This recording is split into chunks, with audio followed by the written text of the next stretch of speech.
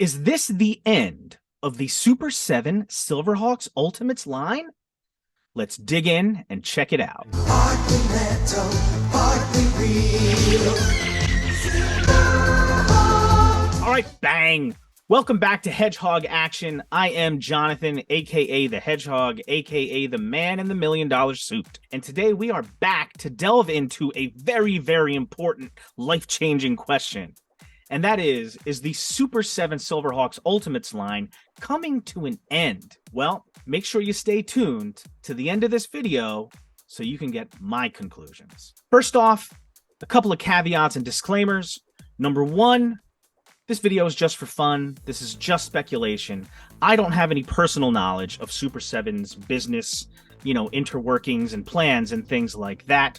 And all of the statements here and all of the conclusions are my own, unless those communications are specifically attributed to someone else. And with that out of the way, let's check out the background and the timeline of how we got where we are today. What are Super 7 Ultimates? Well, they're a line of 7-inch scale action figures that come in gorgeous packaging with a ton of crazy accessories. Straight from Super 7, highly detailed and intricately sculpted, Super 7's Ultimates action figures are sure to impress. With interchangeable heads and hands, as well as an arsenal of accessories, they're a toy collector's dream come true. And sure enough, I'm a huge Super 7 fan in general, and a collector of many of their Ultimates lines.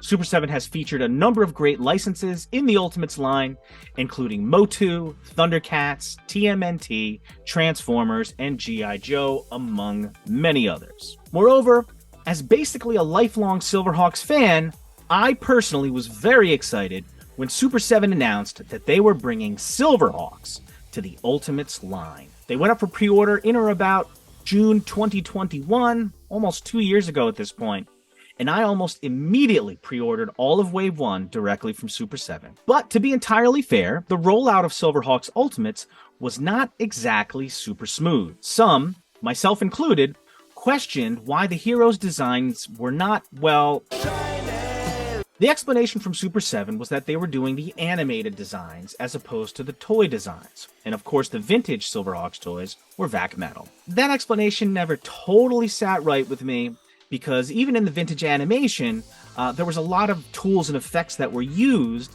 like very dramatic shading and lining, to evoke that shiny metal idea. But in any event, Super 7 chose not to go that route specifically with its Silverhawks Ultimates line, at least not to the extent that's in the animation. And no matter what, I was and am still excited for the Silverhawks line because I have a lot of faith in Super 7's ability to pull off animated designs in their own style. But there were more cries of consternation when prototypes of Silverhawks Ultimates were shown at New York Comic-Con in October.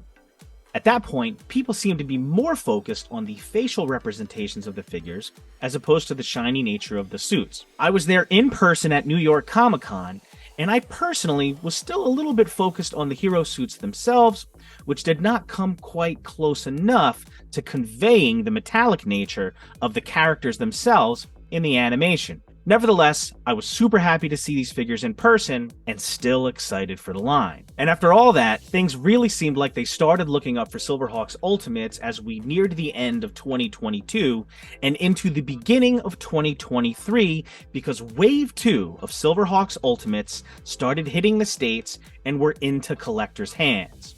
Now again, because of some factory issues, Wave 2 was hitting before Wave 1, which I believe is currently slated to start hitting somewhere in or about mid to late May 2023. But the point is, people seem to be really happy with how the figures were coming out. For an example, check out ToyBro's reviews of Wave 2, links in the description. In particular, Super 7's use of digital face printing for animated figures seemed to come off really, really well. Indeed, I was personally very excited to get my first Super 7 Silverhawks Ultimates figure in hand from Wave 2, Windhammer.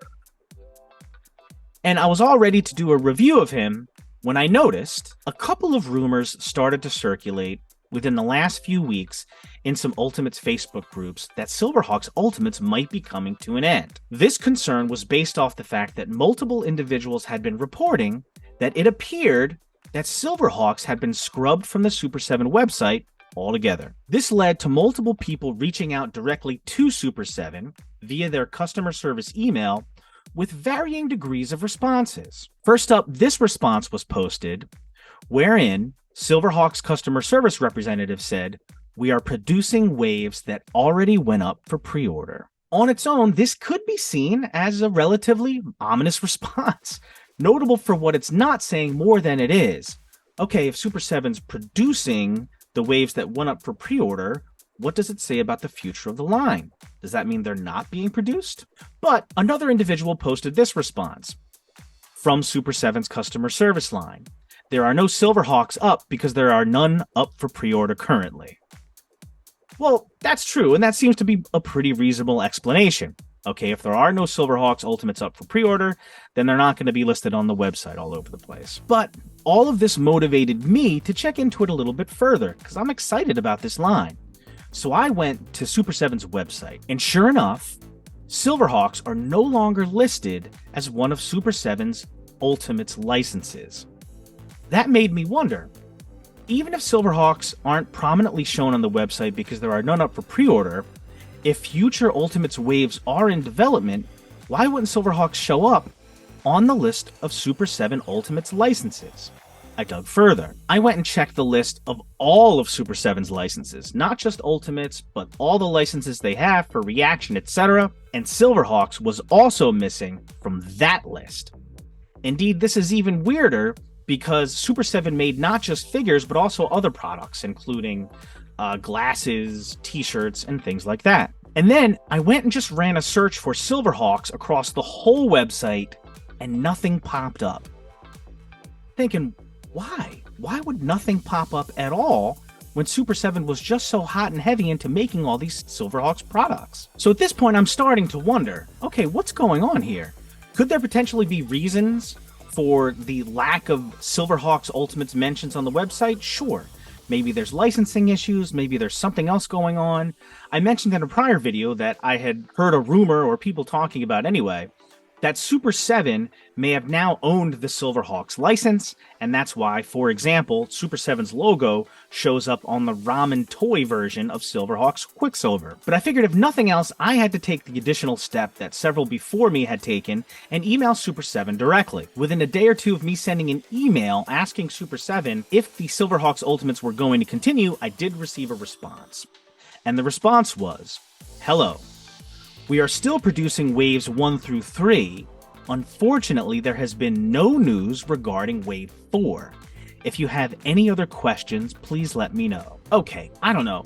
As a collector, this response also seemed somewhat concerning to me, because again, the only commitment is that waves 1 through 3 are being produced, which by implication raises the question if any other waves are going to be produced, and specifically with respect to wave 4, Super 7 said that there was no news. Okay, so all of those things taken together, Silverhawks not being listed as one of the Ultimates licenses, Silverhawks not being listed anywhere as any license that Super 7 has, and with Silverhawks seemingly scrubbed from almost the entire website except for updates as to the production of waves 1 through 3, what was a collector to think? Does that mean for sure that we can reach the conclusion that Silverhawks Ultimates are over? Oh my god, what are the chances of doing this right now? Well, the good news is that's not all the information we have. Brian Flynn is the owner, CEO, spokesman of Super 7. In my estimation, Brian might be one of the most transparent toy creators out there as far as giving updates on the progress of figures, development of figures, the reasons for any delays, shipping times, and things like that. Brian Flynn does a ton of interviews with all kinds of toy tubers across the toy universe, and in particular, he does some really great ones with the Fwoosh. And as luck would have it, Brian did an interview with Nick Wood of the Fwoosh just on March 27th, 2023. And among the topics they covered was, in fact, Silverhawks Ultimates. With respect to Silverhawks Ultimates, Brian Flynn said, quote, "Series 2 you have. Series 1 you are about to have.